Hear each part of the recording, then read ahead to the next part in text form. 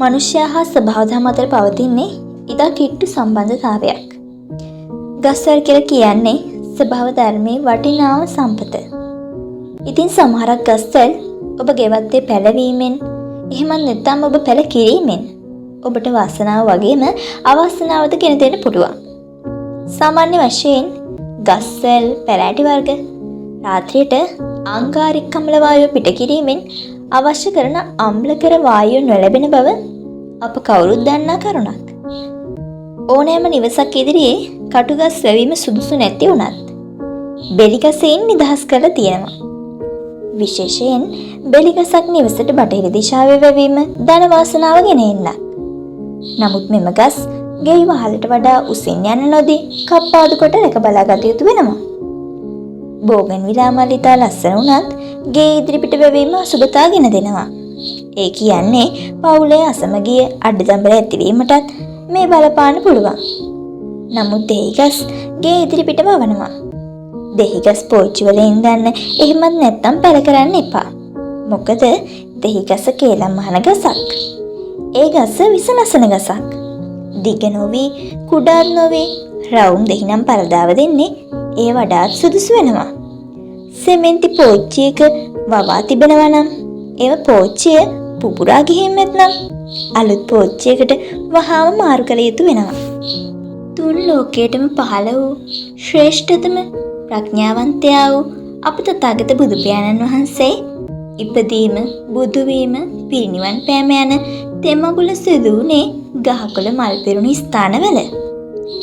ගෙමිදුලේ පැල සිටවීම වාස්තුකරණය නොවුනත් වාස්තු විද්‍යාවට ඒ සෘජුවම හෝ වක්‍රව බලපානවා. කිරිගසක් නිසා අරලිය ගස ගෙමුදිලේ සිටවන්න ඔබ කැමති වුණත් පන්සල් වලට සොහොන් බිම් වලට අරලිය ගස සුන්දර වුණාට ගෙමුදුලට සුබ නැති බව මතක තියාගන්න. කාබරංකා, ගොරකා, පරදාව නැති ගස් ලැබු ගෙමිදුලට සුබ නැහැ. ගස් ලැබු පූජාවන්ටත් නොගන්නා බව ඔබ දන්නව නේද? නමුත් කෝමාරිකා පැලයක් පෝච්චියකින්දලා නිවසියන්ට පේන තැබීම තුළින් නිරෝගී බව රැක ගන්න පුළුවන්. සමන් පිච්ච ගේ ඉදිරි පිටට සුබ වුණාට ගැට පිච්ච, පෙති පහේ ඝනකම පිච්ච වෙවීම සුදුසු නැහැ. දේවදාර ගස් හොඳ වුණාට නිවස ඉදිරි පිටට හොඳ නැහැ. සෙනසුරු අපලයට නුග ගස් වවන්න ඕනේ නෑ. අතහැර දමපු නුගසක් ළඟ පිරිසිදු කර වතාවත් සිදු කරන්න. වැටගේ පඳුරක් පවා සිටෙව්වත් ඔබ එම පඳුර පිරිසිදු කර රැක බලා නොගන්නේ නම් ඒ සිටුවාට පළක් නැහැ. සමහර වෘක්ෂවලට අධිපති දෙවි දේවතාවුන් වහන්සේලා ඉන්නවා. ඒ අය ඒ තැන්වල ඉන්නේ අප සමග ඉන්න අපහසු නිසායි. මේ නිසා ඒ වගේ පැල අපේ වත්තේ හිටවලා නැති කරදර ඇති කරගන්න එපා.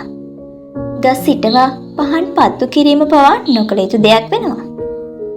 ව්‍යාපාරික ස්ථානවල සෙවන ලබා ගන්න මාර, කොළොන් වැනි ගස් වැව්වත් සෙවන ලැබෙනව වෙනුවට මුල් කාලයේ දියුණු වන ව්‍යාපාර පසු කාලීනව ගස ලොකු විශාල ගසක් වන විට දියුණුව නැති වෙලා යනවා. ලොකු ගසක් කපන එක පාපයක්. ඉතින් අතු ඉති කපලා පොළවට හිරුවෙලිය වැටෙන සලස්සන්න. සති කීපයකින් ඔබේ ආදායම දියුණුව වැඩි වෙන හැටි බලන්න. ගෙදරට ඊසාන පැත්තේ මුරුංගා, කතරු මුරුංගා ගස් විතරක් වවන්න එපා.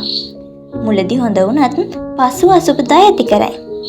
නෙළුම්, මානෙල් මේ වගේ ජලයේ පිපෙන මල් වැවීම සුබ වුණත් ඊසාන, නිරිත කියන දිශාවල එම මල් බඳුන් වල ජලය පල් වෙන්න, අපිරිසිදු වෙන්න දෙන්න හොඳ නැහැ.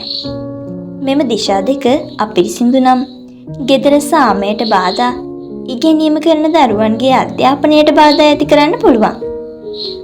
ඔබ ගෙමිදුර අතු ගහලා කොළරොඩුගේ ඉදිරිපිට කිසි විටකත් ගොඩ ගැසීම නොකළ යුතුය. සේපාලිකා වැනි ගස් ගෙදර මිදුලට සුබයි.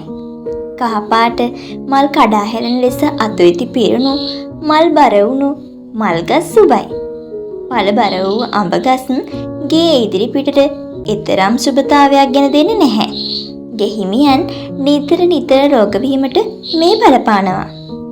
නමුත් සාමාන්‍ය වශයෙන් නැති කුඩා ප්‍රමාණයේ අඹ ගස් සුබයි. දැන් ඔබට සමහර ගස් අසුබයි කිව්වා කියලා වත්තේ තියෙන ගස් කොළන් කපා ඉවත් කරන්න යන්න එපා. අතු කප්පාදු කර, පිරිසිදු කර, හිරු එළිය පොළවට වැටෙන්න සලස්වන්න. ඉතින් ඔබට සුබ දවසක්. නැවත හමු වෙමු.